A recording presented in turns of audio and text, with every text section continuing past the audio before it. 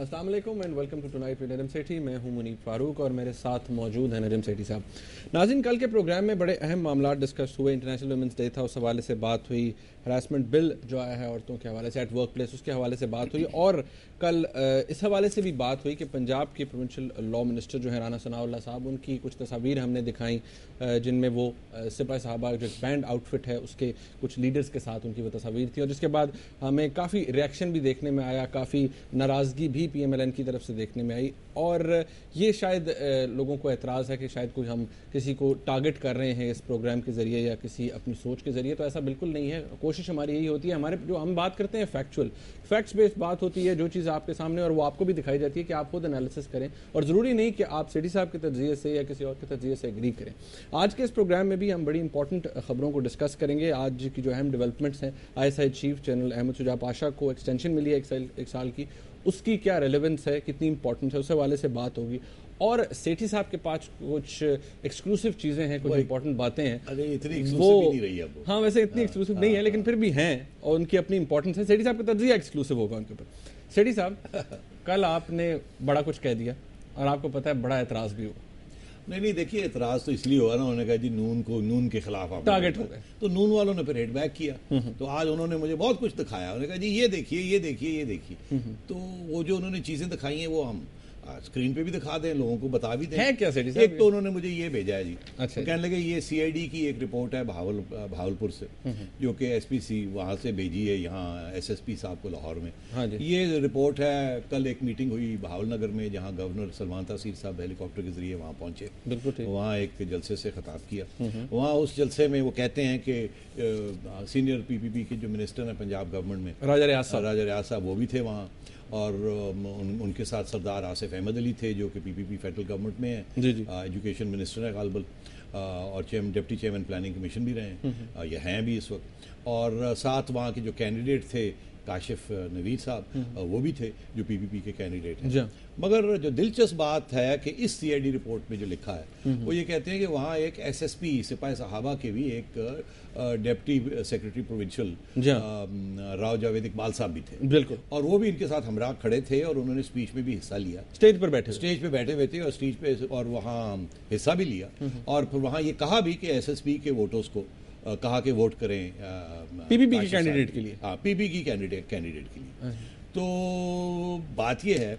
और इसके अलावा फिर ये भी एक उन्होंने हमें दिखाया है कि एक 50 रुपए के कागज के ऊपर ये एफिडेविट दी हुई है, इकरारनामा दिया हुआ है। और साथ अपना एक खुशखबरी भी एक उन्होंने डिस्ट्रीब्यूट की है, जिसमें काशिफ साहब ये कहते हैं कि अगर मुझे आपने इलेक्ट किया तो मैं इंशाल्लाह 2 साल के अंदर अंदर निज़ाम मुस्तफ़ा का बिल पार्लियामेंट के अंदर पेश करूंगा। प्रोविंशियल असेंबली पंजाब में। हाँ, PP 284 है। PP 284।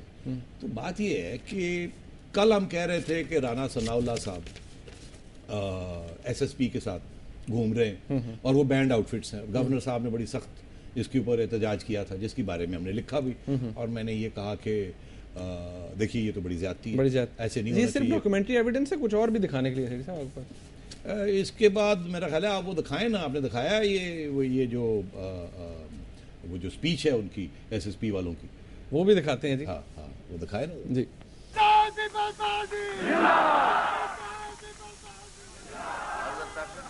यही तो हमारी सियासत है, कुर्बानियों की सियासत है, अवाम की सियासत है, मजलूम की सियासत है। यहाँ लोग बरादरियों की बात करते हैं। असल चेहरा बखान वास्ते अहले सुन्नत वल जमात पंजाब के सीनियर नायब सदर जनाब राव वहीद साहब नु कहूंगा कि 2 मिनट वास्ते एदी असल मकरूह चेहरा तुहानू जरूर बखान, मेहरबानी। गवर्नर पंजाब जनाब राजा रियाज साहब और पीपल्स पार्टी के तमाम वफाकी और सूबाई वजीरों का इंतहाई मशकूर हूँ कि आज वो इस हल्के में आकर चौधरी रऊफ खालिद साहब के छोटे भाई चौधरी काशिफ साहब को यह एहसास दिलवाया है कि अगर आपका भाई जेल में है तो हम सब आपके भाई हैं। सेठी साहब, कल आपने राना सनाउल्लाह साहब को कहा कि ये ऐसे मिनिस्टर होने चाहिए, आपने बड़ा घटिया उन्हें कहा, ये आपने कहा था बड़े घटिया मिनिस्टर हैं। तो आप गवर्नर साहब के बारे में क्या ख्याल है आपका? गवर्नर साहब मेरा ख्याल है उनसे भी ज़्यादा घटिया निकले कि एक तरफ वो दंदनाते फिर रहे हैं इनके खिलाफ, दूसरी तरफ उन्हीं के साथ जाके जफ्फी डाल लेते हैं। ये सारे सियासतदान पीपल्स पार्टी के हों या ये नून के हों, आपने देखा सारे उसी हमाम में सारे नंगे। और कल मैं समझ रहा था कि गवर्नर साहब शायद थोड़े से इन्होंने कुछ लिहाज रखा है, मगर आज सारी एविडेंस जो है इनके खिलाफ जा रही है।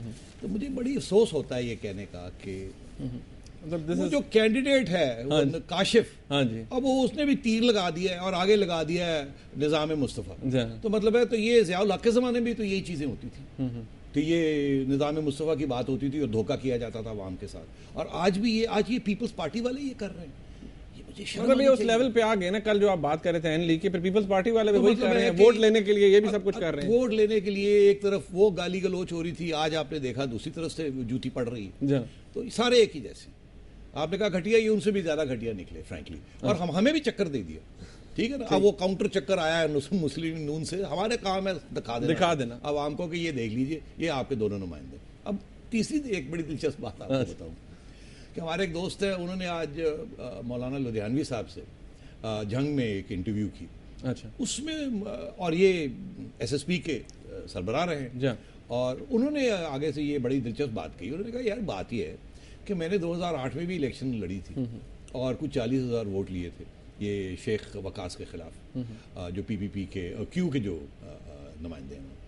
और मुझे उस वक्त किसी ने नहीं रोका। इन्होंने मेरे खिलाफ रेट पिटीशन की थी, मगर हाई कोर्ट ने मुझे इजाज़त दे दी थी, हालांकि वो बैंड आउटफिट का मैं था। तो अगर हाई कोर्ट मुझे इजाज़त दे देता है, तो ये आज मेरे ऊपर ये इल्ज़ाम लगाने की बात कि शेड्यूल 4 और मुझे मैं बैंड आउटफिट हूँ, मेरे साथ किसी को खड़ा नहीं होना चाहिए और ये वो। तो बात ये है कि अब हाई कोर्ट भी इजाज़त दे रहा है बैंड आउटफिट्स को, ठीक है जी, और उनके लीडर्स को। इलेक्शन कमीशन जो है उन्होंने आंखें बंद की हुई कि I no see, I no hear, I no speak, यही है ना, आंखें बंद की हुई है, कान बंद किए, मुंह बंद किया। इलेक्शन कमीशन ने भी, हाई कोर्ट कहता है जी करें आप, और उधर से इनको बैन भी किया हुआ है। तो मुझे आप बताएं कि गरीब आवाम कहाँ जाएगी, आप और मैं, हम कहाँ जाएंगे? ये कानून, ये आइन, ये कहाँ जाएंगे सब कुछ? कितनी अफसोस की बात है कि इतनी मौका परस्ती हर शख्स, हर इंस्टीट्यूशन, हर इदारा वही कर रहा है। साहब, शेख वकास साहब जिन्होंने ये सारा, मुस्लिम लीग काफ से इनका ताल्लुक है, उनका भी ढंग से, कि जिन्होंने सारा इनफैक्ट इशू को बड़ा उन्होंने टेकअप किया, इसके ऊपर बड़ी डिबेट भी की, वो भी सुना है किसी महफिल में चले गए थे और उनको भी पता नहीं चला कुछ। वो भी पिछले साल अपेरेंटली कुछ इन्फॉर्मेशन ऐसी है कि वो भी एक जलसे पे चले गए जो कि शियों का जलसा था, और वहाँ भी एक बैंड तंजीम के लोग आए हुए थे, और वहाँ भी इन्होंने जाके जलसे में हिस्सा लिया। इनको किसी ने पूछा कि आप तो ये बैंड तंजीमों के खिलाफ बात करते हैं, तो आप दूसरी तरफ भी चले गए हैं। वो पहले जो फिरका जाफरिया की जो तंजीम थी, उनका एक नया नाम आ गया था उसके, वो तो आगे से जवाब ये देते जी मुझे क्या पता था, मुझे तो बुलाया एक स्पीच के लिए, मैं चला गया स्पीच के लिए। यार इतनी इनोसेंट।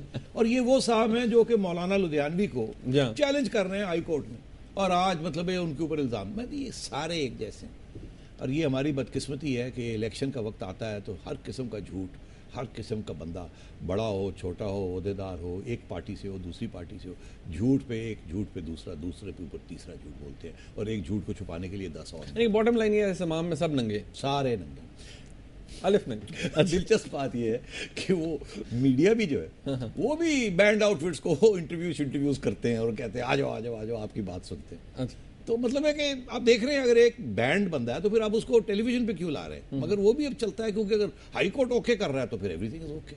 अच्छा सेठ साहब, आपको मालूम होगा कि सलमान तासीर साहब ने बड़ा एक एक्सटेंडेड और बड़ा एक्सटेंसिव किस्म का लेटर लिखा था शहबाज शरीफ साहब को, और उन्होंने एड्रेस किया था राना सनाउल्लाह के जो ताल्लुकात हैं बैंड आउटफिट्स के साथ। उसका जवाब भी कल शहबाज शरीफ साहब ने दिया है, और बड़ी मज़े की बातें उसके अंदर उन्होंने कही है। ऑल्दो वैसे कहा जाता है, ये भी तजिया किया जा रहा है कि जो लैंग्वेज इस्तेमाल हुई है वो नॉर्मली नहीं की जाती। एक बात जो की है कि गवर्नर सलमान तासीर साहब वो तो गलत कर रहे हैं कि उनको तो होना नहीं चाहिए, पार्टिजन तो होना नहीं चाहिए, उनको अपनी पार्टी की कैनवसिंग भी नहीं करनी, ही सपोज टू रिमेन न्यूट्रल, लेकिन वो न्यूट्रल नहीं है, अपनी पार्टी की वो कहते हैं पॉलिटिकल एक्टिविटीज़ में इन्वॉल्व होते हैं, तो ये गलत है।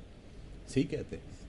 गवर्नर का जो रोल है ना, it's suppose to be a political, exactly, और वो पहले दिन से पॉलिटिकल हुआ हुआ है। अब और एक्चुअली बात यह है कि इसमें शहबाज शरीफ साहब बात तो कानूनी तौर पे सही कह रहे हैं कि गवर्नर साहब को सियासत में किसी किस्म का रोल अदा नहीं करना चाहिए, मगर अगर आप हिस्ट्री देख लें तो ये भी गुज़ेर नहीं होता कि जी एक नया गवर्नर अपॉइंट होता है और जो वहाँ की हुकूमत उस प्रोविंस की पहले दिन ही उसके ऊपर एक अटैक लॉन्च कर देती है, एक सियासी अटैक लॉन्च कर देती है, फिर एक पर्सनल अटैक भी लॉन्च कर देती है। तो वो दिन है और आज का दिन है कि ये गवर्नर साहब भी पॉलिटिकल हुए हुए हैं और चीफ मिनिस्टर साहब भी पॉलिटिकल हुए हुए हैं, सारे इतने सख्त पॉलिटिकल हुए हुए हैं, कोई सब एक दूसरे की माँ बहन कर रहे हैं। ये कितनी अफसोस की बात है। सेठी साहब, हम यहाँ पर ब्रेक लेते हैं और ब्रेक के बाद जब हम वापस आएंगे तो इसी लेटर के अंदर जो कि रिप्लाई है शहबाज शरीफ साहब की तरफ से गवर्नर पंजाब को, उसके अंदर कुछ और बड़े इंटरेस्टिंग पॉइंट्स हैं, उनको भी हम एड्रेस करेंगे। नाज़रीन हमारे साथ रहिए।